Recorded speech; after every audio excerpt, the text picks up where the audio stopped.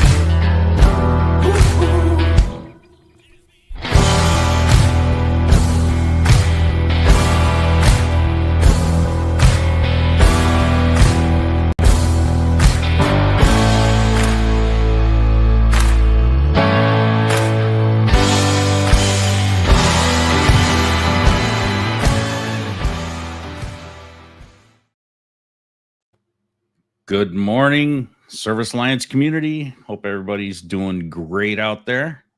Good morning. Good morning. Good morning. Happy Thanksgiving week. Gobble, gobble. Gobble, gobble, turkey. Mike, Carver. Yeah, it's not Carson, it's Carver this week because you're turkey carver. Yeah, I got. It's funny when I have ChatGPT put stuff in about you, it literally says Mike Carver. No joke. So. Oh, nice. All right. Thanksgiving week. We got to do dad jokes. So why did the turkey join a band? I don't know. Because it already had the drumsticks. Nice. Yep, I like it. That's all right. I'll give you that one. That one wasn't too horrible. Oh, I got more. I'm loaded today. Oh, no. Oh, wow. You have been warned. We got to talk about YouTube after this is done. So, okay. All right, cool. Well, today we're talking about the 12-month KPI roadmap, turning your numbers into strategic growth. It sounds like a Christmas song. The 12 months of KPIs. That'd be the 12 days of KPI. Hey. I should have. You know what? Christmas time's right around the corner. Twist on that, next month. Yep. To your health. Next month, we're talking all about budgeting, investing, networking, productivity. So I'll have to work that in. 12 days of Christmas KPIs. It says 3 syllables versus 2, though. So, yeah. 12 days of numbers. Yeah, we'll figure that one out. That'd be fun. Yeah. I'm kind of liking it. 12 is a number, right? That 12 counts. Is the luckiest number of them all. I thought 7 was. You're blowing my mind here. All right, everybody. Enough banter. Yeah, let's talk about why we're here today. And that's we are numbers. KPIs. Yeah, I have this feeling that we're going to be talking about laziness, but I don't think it's because most business owners are failing because they're lazy. I think they're failing because they're just flying blind. They don't have a plan, right? I remember 2004, probably one of the first motivational quotes I was ever given, and I still have it.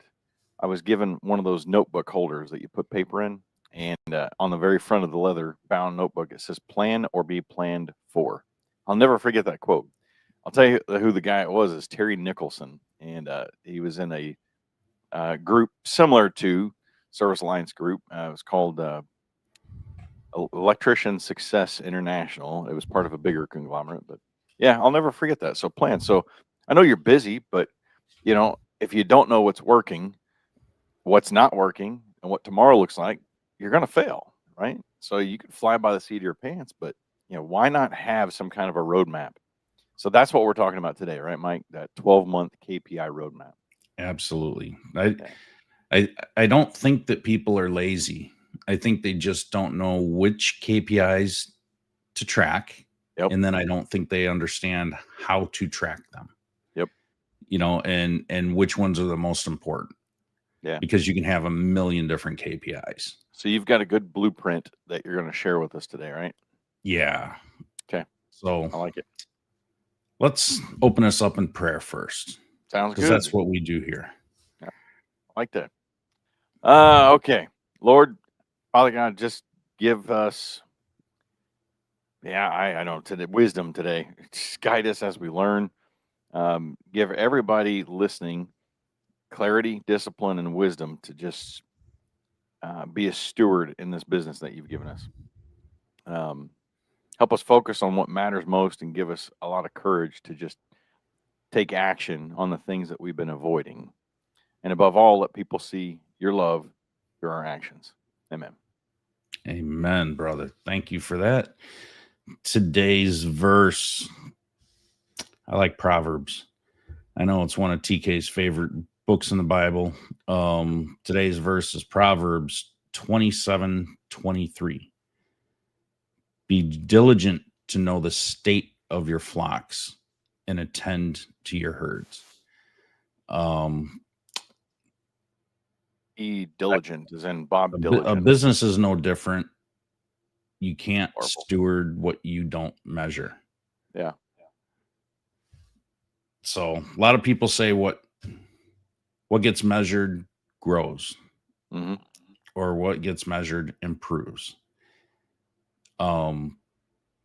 I am a very, very, very firm believer in that, because if you look at numbers on a specific metric or set of metrics all the time and they're not improving, let me tell you, that frustrates the hell out of you more than you will realize. And you will figure out how to improve those numbers. You will do whatever it takes, because you're going to get sick and tired of those numbers not moving in the right direction that you want them to go. So that's what I've experienced in my own business. Looking at my KPIs and everything. So, and I've seen a lot of different businesses be the same way. And some people will give up on their numbers and they'll start tracking the wrong numbers. So let's focus on what numbers that you need to track, because business owners don't need to track 100 KPIs. 100? 1,000? No. How many KPIs is a good amount of KPIs? It depends. It depends on your goals. It really does. Like you need to know what your goals are before you can start tracking anything, right? Because the proper KPIs that are in alignment with your goals are what is going to get you where you want to go. So the right amount of KPIs is determined by what your goals are. I would absolutely say that. Yeah. They need to be the right KPIs in the right order, and you don't need to track all of them out of the box. So the way we've got this set up, this 12-month KPI roadmap, we're going to do these KPIs in phases: quarter 1, 2, and 3, and 4. And that way you can go through this and do it in each individual phase, and it's going to make things a little more simple for you. It's going to be manageable. It's going to be easy to implement, and it's going to be all broken down into your daily, weekly, monthly, quarterly, and yearly KPIs. So let's I start agree. with phase one. What do Phase you one. guys track? What do you guys, how do you guys track your KPIs, Jason? Like So what are your main metrics that you guys do in your business? yeah, so daily call percentages. You caught me off guard. So inside of our platform that we built, we have a dashboard, and the dashboard is connected to our VoIP system. And so we track the length of phone calls, the closing percentages of booking. So the booking percentage. Uh, Boy, you caught me on. This is a better question for Shane or Tracy. I'm on the marketing side. Um, and then so closing percentages, length of calls. Boy, I'd have to get into the system and find out now. You caught me off guard on that one. For boy, I'm flubbing now. As a technician, I could tell you like right off the bat. As an electrician, like I could tell you, okay, how many calls am I taking per day? How many calls did I complete today? How many did I actually convert into like service agreements? Like I can start hammering those off the top of my head. But for me, when you're looking at your your daily operations, right? We're talking about your foundation piece, and so this can kind of be if you're looking to build KPIs, you can look at what like quarter one looks like, and that's your foundation piece. So quarter one is about waking up, right? You can't fix what you refuse to look at. So daily KPIs don't micromanage; they help stabilize that foundation of your business. So as a appliance repairman, electrician, plumber, heating and air, whatever it may be, look at like your daily calls, your answered versus missed, your jobs completed per technician, your first completion rates. How many of them are you completing if you're an appliance repair guy, going out there and completing on the first call? Heating and air is kind of the similar. Electricians, when you get into, for the most part, it's either I'm going out to give an estimate and I'm converting that. I could have swore I just heard the cat come in here. That was weird. The cat doesn't come in here, so sorry. So as an electrician, I'm going out there to typically give an estimate and convert that into a job, or I'm going out there for an actual problem, and so I go look at the situation, give them a solution to fix it, and then they convert it into a job right then and there. So a couple different ways on there. So then you're looking at your average tickets, and then like reviews is another good one aside from service agreements, which I think service agreements should be like minimum one out of every 4 call you go on, you should be converting into a service agreement. And then reviews per day. Out of 4 calls, I would hope that at least one of those you're converting. But so kind of the same as your other, but that should be a lot higher. Reviews are so easy to get nowadays, and it's just simply by asking. So when you get into that foundation piece, I think those are some of your key players in that foundational piece of KPIs. So to review that list, daily job call or daily call counts, Daily calls, your jobs total completed per inbound calls technician. versus missed calls versus answered, your daily job count, completed jobs per tech, your first time completion rate, your average ticket, and the amount of reviews generated. I'm going to throw service agreements in there. How And many service agreements agreements did you convert? Yeah. Okay. So those are your daily ops KPIs. And you do that in phase one in quarter one. So those are going to be the first ones that you're going to set up. Pretty simple stuff, pretty basic stuff. So in phase two, let's talk quarter two. This is where you start tracking more financial aspects of things.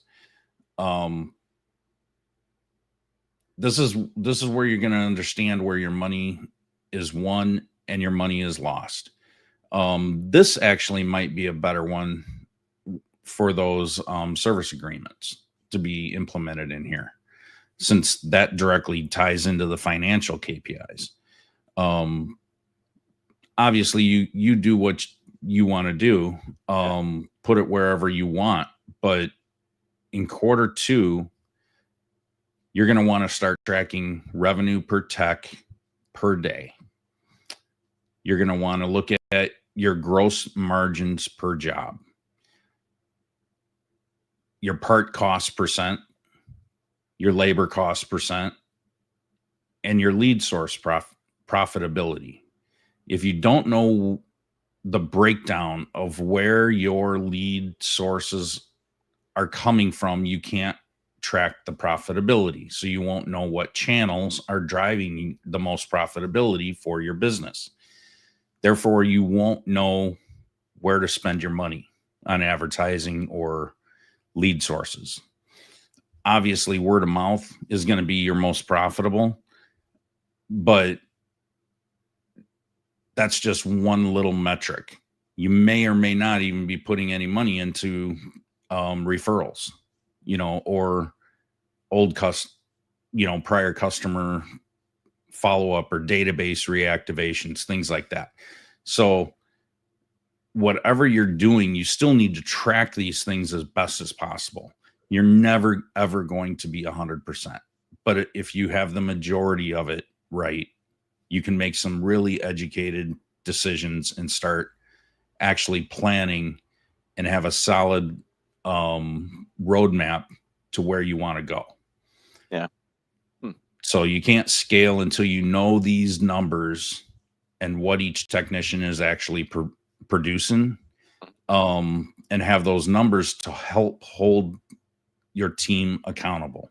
Whether you're a one-man show trying to hold yourself accountable, these numbers actually matter. And it's going to expose those hidden profit leaks. There's so many companies out there that don't understand where their money's going. They don't have a very clear picture of where their spend is happening versus where the profit's happening. And this is where your business stops being a hobby and starts being an actual machine for your goals and for your personal life. Yeah. Well, this is, pretty important metrics. Ooh, hey, the 12 months of metrics. There's the title right there. It flows better than KPIs. Yeah. So, I think that's good. So, quarter three, dive into that one. Yeah, go ahead. So this one I like, marketing and scheduling. Some good KPIs for here is like your lead volume by the source where you're getting your leads from. Your cost per job is a great one to put in here. Cost per lead, how much it's costing you per lead. Your booking rate, and then like your scheduled density, I think are some pretty good ones here. If you're not sure where your leads are coming from, it makes it tough to control your future. So this quarter three foundational marketing part becomes math, not magic. If you're unsure in marketing aspect, hire a professional, right? Get somebody in there that's going to help you. I just had a guy come in yesterday that is helping me with social media stuff. ParagonDriven.com is his website, but he's really good. He knows social media. That's his jam, right? He doesn't focus on anything else but social media. And so he came in. We're doing a Black Friday deal with my office help, and he came in, and we've got a really good plan for this week up until Cyber Monday. At the end of Cyber Monday for this plan, so we created a plan. He's implementing the plan. We're tracking the plan. I've got analytics set up on our landing pages that we're using, so every day I can see and I can adjust accordingly in my marketing. And I'm seeing, all right, these leads are coming from here. I'm seeing I'm spending X amount per click or X amount per. If I get like yesterday, the reach was around 5,000-6,000 for the first day, or no, I'm sorry, it was about 12,000 for the first day, and over 100 clicks. Right? All right, well that's awesome. Comes down to about $1, or I can't remember how much the ad spend was off the top of my head, but converting that is what we want to do. So we saw that we were getting people coming to the landing page, but we're not converting at this point. So we went on our landing page, redid some stuff on there. I did a video as an intention getter. We're going to be throwing that up on there today. So again, it comes back to this. Again, if you don't know where your leads are coming from, it's hard to control your future. And if you're not tracking those leads as they come in, what are you doing with them? You just throwing them away? No. Daily little adjustments can make a huge change over the entire year. So, if you're not tracking those kinds of numbers, either daily or weekly, then you can go and spend a lot of money, lot of money, without knowing where it's going or why, real quick. And it could turn into a lot of wasted spend. So if you weren't looking at those numbers, you wouldn't know, hey, I'm not converting these, number one, but I'm also, I don't know what I'm spending. I just know the bulk gross dollar that you're spending, but I don't know what that's meaning as far as actual leads coming into my page. Yeah. And then how many of those are converting? And then you look at those percentages and then you translate it and you're like, all right, something's off. These numbers are really low. So what can I do to increase that? And then you make tweaks from there, right? Yep. So I'm smiling because I'm writing the 12 months of metrics on the side here. I'll have it over for you before the next mastermind. There you go. All right. So one more touch point on, you talked about schedule density, jobs per route. Mm-hmm. What I see a lot of people doing in their service areas, they don't really track how profitable each zip code is. Or if you're doing multiple counties, you're in a rural area and you're doing, a huge area. Yeah. Going to multiple counties, what counties are the most profitable for you? What areas are the most profitable? Break up your service area into different segments, and then find out which of those segments are the most profitable, and where, you're obviously going to know where you're doing the most work, right? But just because you're doing the most work there doesn't mean it's the most profitable per job. So start looking at some of those numbers, and then you'll know where to target your advertising a little more in that focus area. That's different. I wasn't thinking about it that way. I was thinking about it more like out of an 8-hour day, if your techs, of all the time my techs could be working today, like how much of that time is actually booked, or how much of that time is actually wrench time. That's how I was thinking about it, not thinking about what you're talking about here. Yeah. You could obviously, you can measure so many different things. You can measure what's my windshield time. Yeah. It's all how granular you want to go.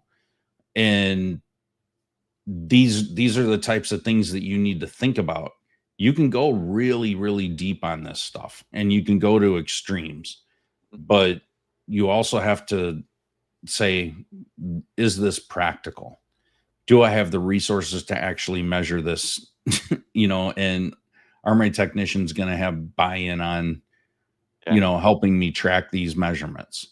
And how do I measure? How do you measure windshield time? Without having somebody check out of a job, drive to the next one, and then check in, and have that check out and check in type procedure. Yeah.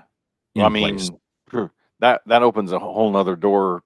Like, it can even come down to like your inefficient routing, and having like GPS trackers on the trucks to push routing to them through your CRM or whatever.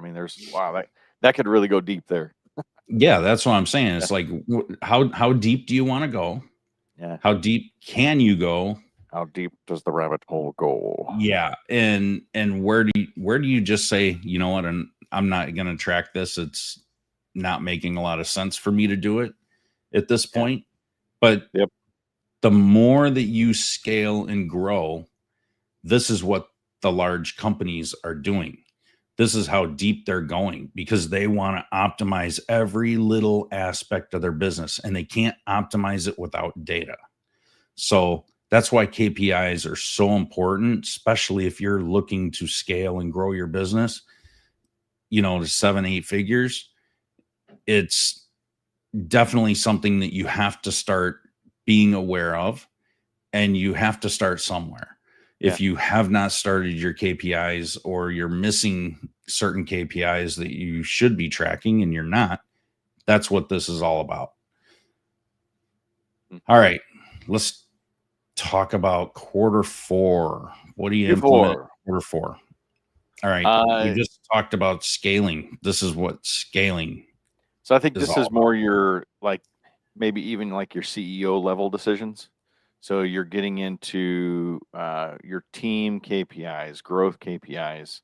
Like we talked about revenue per tech, your utilization rate, maybe callbacks, training metrics. Another big one is your customer lifetime value. Your CRM should be telling you easily, well, how much is that customer worth to you, the time that they were here. House Call Pro does a good job of that. Your capacity versus demand forecasting. Do I need to hire another tech because my demand, I know in this season, is going to be greater? And if so, I'm probably going to be getting ahead of that months before that, make sure they're trained. So this is when owners stop guessing, like, when to hire or maybe when to invest into the business. It helps you with knowing when to expand, and so you can scale your business with confidence and not just, let's throw money here, let's throw money there, let's guess at this. So helps you with the forecasting aspect of things. Yeah, once you know all of these things, you can turn your KPIs into hiring and expansion and investment decisions.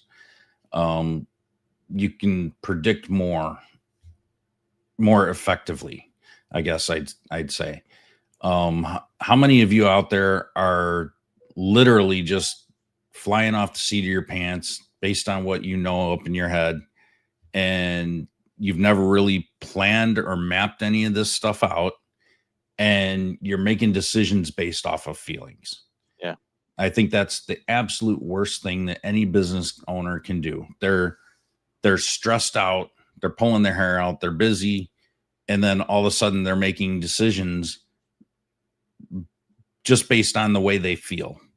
And they're not taking the time to center themselves and regroup and just calm down and just organize your business.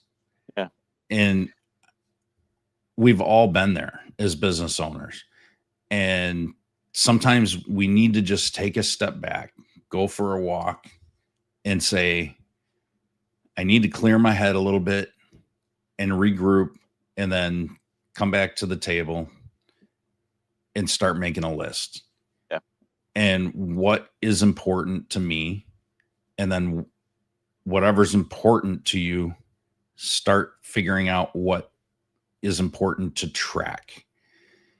And that will get you to the next place. And then, like I said, roll this out into 4 quarterly phases, and then organize them into those phases. It's not hard to do once you just step back and stop being in your business and start looking at it more from an outside perspective. Yeah. Say, if I did not own this business and I was wanting it to grow so that I could buy it later, what would that look like? What do I need to do to get there? And that's going to help you get a lot more clear understanding of what you should be looking at. Because if you're eventually looking at selling your business or passing it along to a family member or another employee, whatever your exit plan is, you need these KPIs in order to get there. Otherwise, you're going to hand something over that's a mess. And who wants to do that? Yeah, I threw I call it the KPI cadence.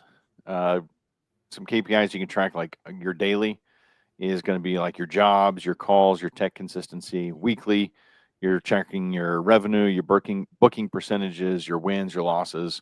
Monthly, profit, lead sourcing, forecasting. Quarterly, your strategy, your bottlenecks, maybe system upgrades. So a few that you could just kind of dive into. Throw those into like Chat GPT and, hey, help me create KPIs based off of this. Yeah. Another easy way. Obviously, it needs to know your numbers, but Yeah. it can be Well, done. data in this aspect, it doesn't create discipline. Discipline makes this data useful, and it's a great source, great tool. ChatGPT is good at helping you with a lot of that stuff if you're unfamiliar. Another great source would be the Service Alliance Group and their vast Absolutely. array of library items to help you with this. And our masterminds are huge for stuff like this. We go over this Huge. stuff all the time. Yeah. So I don't. One of the biggest mistakes I see a lot of people do is, let's try to do all this today. Let me try to build all this today, get my KPIs done for the entire year today. No, like, pick a KPI, right? Pick maybe the first bucket of sort, put 2 or 3 KPIs in there, build those, start utilizing those for a few days, maybe a week, 2 weeks, and then start focusing on the next ones. Build a habit out of this. And it's the commitment aspect of it, not the convenience of it. So yeah, that's all I got to say about that. Yeah. I mean, that's what we just pulled up. That's your cadence, where it's daily jobs or daily KPIs, and then your weekly, monthly, and quarterly. Everything's categorized right here on the screen.